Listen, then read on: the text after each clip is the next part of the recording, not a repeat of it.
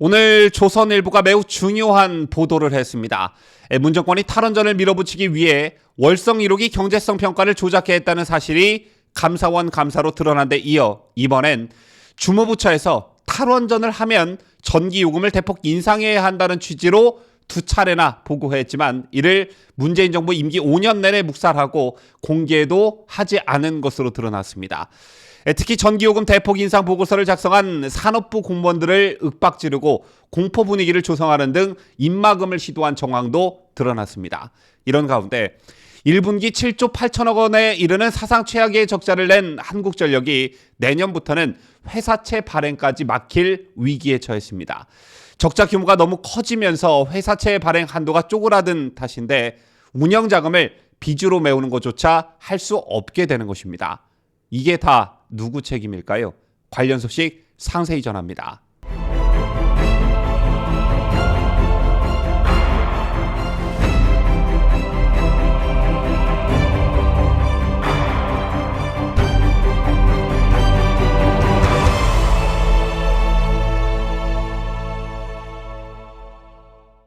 시청자 여러분 안녕하십니까? 뉴스 데일리 베스트 시작합니다. 문재인 정부의 탈원전 정책 충격파가 본격화하고 있습니다. 그 피해는 고스란히 국민들에게 갈 수밖에 없는 구조이기 때문에 시청자 여러분들께서도 저희가 오늘 전해드릴 뉴스를 새겨들을 필요가 있어 보이는데요. 한국전력이 지난달 13일 발표한 1분기 영업적자는 7조 7,869억 원에 달했습니다. 지난해 연간 5조 8,601억 원의 역대 최대 규모 적자를 단 한 분기 만에 갈아치운 충격적인 결과였습니다. 이렇게 말씀드리면 잘 감이 안 오실 텐데 더 쉽게 말해 지금 한전은 빚을 내서 운영자금을 돌려막고 있는 실정입니다. 하지만 내년부터는 이런 돌려막기도 못할 가능성이 커졌는데요. 올 들어 회사채 10조 원, 15조 원가량을 발행한 한전의 현재 회사채 발행 잔액은 51조 원에 이릅니다. 이렇게 결손금이 쌓이게 되면 회사채 발행 한도가 쪼그라들 수밖에 없겠죠. 즉 회사채를 발행해 운영자금과 각종 투자금으로 쓰던 구조가 완전히 깨지게 되는 것입니다. 이렇게 되면 어떻게 되냐? 자금 조달이 막히면 송배전망 관리가 부실해질 수밖에 없고요. 또 전력 구매 대금까지 제때 지급하지 못하게 되면 정전 사태가 일어날 수 있습니다. 그런데 이를 어찌 나와 상관없는 일이라 할 수 있겠습니까? 자, 그렇다면 돌파구가 있기는 하냐라는 측면에서 봤을 때 이 부분 또한 암울한 실정인데요. 일각에선 전기요금 인상이 불가피하다는 주장이 나오고 있습니다. 발전사에서 비싸게 전기를 사서 공장, 가정 등에 미치고 파는 현 구조로는 적자만 더욱 커지게 할 뿐이라는 이유에서인데 하지만 전기료 인상을 하기도 매우 어려운 실정입니다. 반세기 만에 최악의 인플레이션이 덮친 상황에서 물가 상승을 자극하는 큰 폭의 전기요금 인상을 결정하기가 쉽지 않기 때문인데요. 가뜩이나 코로나로 타격이 큰 자영업자의 반발이 거센 데다가 중소기업은 물론 대기업 경쟁력 악화로 이어지면서 국가 경제 전반을 흔들 수 있는 소지가 다분하기 때문입니다. 자, 그렇다면 전기 걱정 없던 우리나라가 왜 이런 지경까지 내몰리게 됐냐? 이런 사태는 누가 만들었나? 반드시 책임을 따져 물어봐야 할 필요성이 있는데요. 지금부터 전해드리는 뉴스를 잘 들어보시기를 바랍니다. 여러분 잘 알고 계시다시피 문재인은 후보 시절 원전 정책을 전면 재검토하겠다면서 신고리 5, 6호기 건설 중단, 신규 원전 전면 중단 및 건설 계획 백지화, 2030년까지 태양광 풍력 등 신재생 에너지 발전 비중을 20%까지 확대하겠다 이런 공약을 했습니다. 때문에 문정권 집권 초기 공직사회는 탈원전 반대를 입 밖에 내서는 안 되는 매우 살벌한 분위기였다고 하는데요. 이런 분위기가 왜 만들어졌냐? 산업통상자원부는 2017년 5월 24일과 6월 2일 당시 대통령직 인수위원회 격이었던 국정기획자문위원회에 탈원전에 따른 전기요금 인상 규모 추정 보고서를 제출했다고 합니다.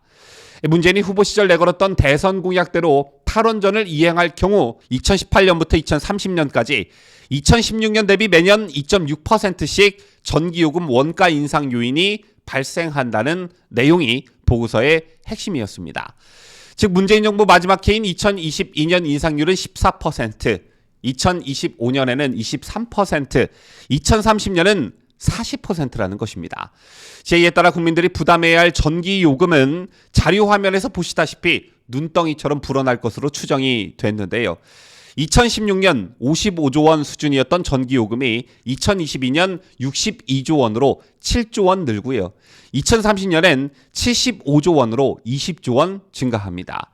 2018년 이후 해마다 1조에서 20조 원 이상 추가 부담액이 발생하면서 2030년까지 13년간 누적으로 약 140조 원 전기요금 원가 인상 요인이 발생할 수 있다는 내용도 이 보고서에 담겼습니다. 자, 그렇다면 상식선에서 한번 생각해 봅시다. 이런 보고서를 관련 부처로부터 인수위가 받았다면 어떻게 해야 바람직한 것이겠습니까? 당연히 공약을 수정하거나 아니면 국민들에게 이런 내용을 소상히 알렸어야 맞는 것이겠죠. 자, 그런데 이 상식적인 일을 문재인 정부는 하지 않았습니다. 여기에 거짓말까지 하면서 국민들을 호도했었는데요. 문 정권은 집권 기간 내내 문재인 임기가 끝나는 2022년까지 전기요금 인상 요인이 없다거나 2030년엔 10.9% 전기요금이 오를 것이라고 말해왔습니다. 즉 탈원전으로 국민들에게 추가 부담이 돌아가지 않거나 있어도 미미할 수준에 그칠 것이란 나름의 선전선동이었던 셈이었죠.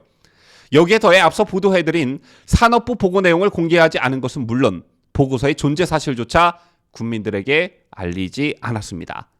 특히 전기요금 대폭 인상 보고서를 작성한 산업부 공무원들을 윽박지르고 공포 분위기를 조성하는 등 입막음을 시도한 정황도 드러났습니다. 2017년 5월 24일 1시간 이상 이뤄진 업무보고 자리는 공포 분위기에 가까웠다고 하는데요. 분위기가 살벌했다. 문정권 사람들이 윽박질렀다.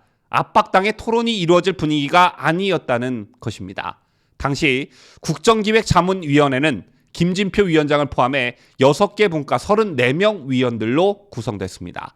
산업부가 속한 경제 2분과 위원은 6명에 불과했는데 전체 위원의 절반이 넘는 20명 위원들이 산업부 업무보고 자리에 몰려온 것입니다. 당시 경제 1분과 위원이었던 홍종학 전 중소벤처기업부 장관, 사회분과위원이었던 최민희 전 국회의원도 이날 회의에 참가했다고 하는데요. 업무보고 자리에 나온 10여 명 산업부 공무원들이 이들로부터 혼쭐이 났다는 증언이 나왔습니다. 전기요금 인상 문제를 지금 꺼내는 이유는 뭐냐? 탈원전에 반대하느냐? 태양광을 늘리면 전기요금 부담이 줄지 않느냐? 라는 등의 공격성 질문이 이어졌다는 것입니다.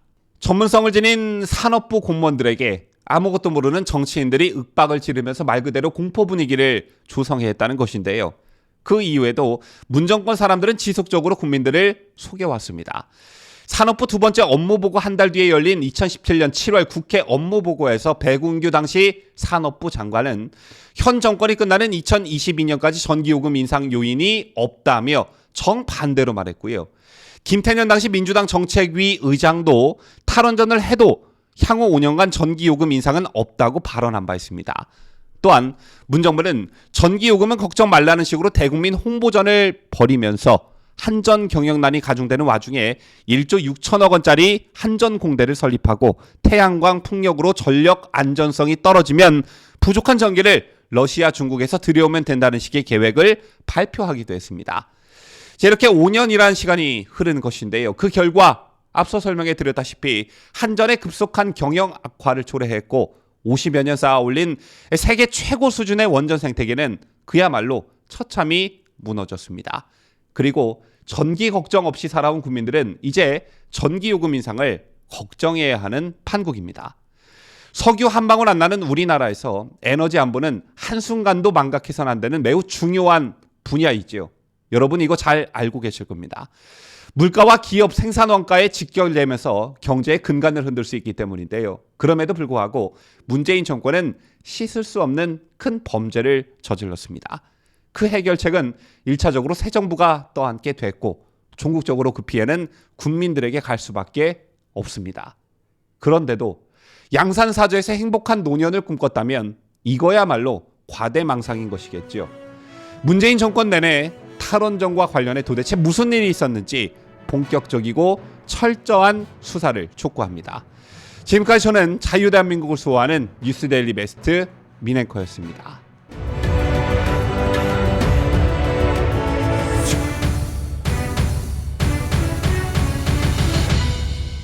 함께해요. 뉴스 데일리 베스트.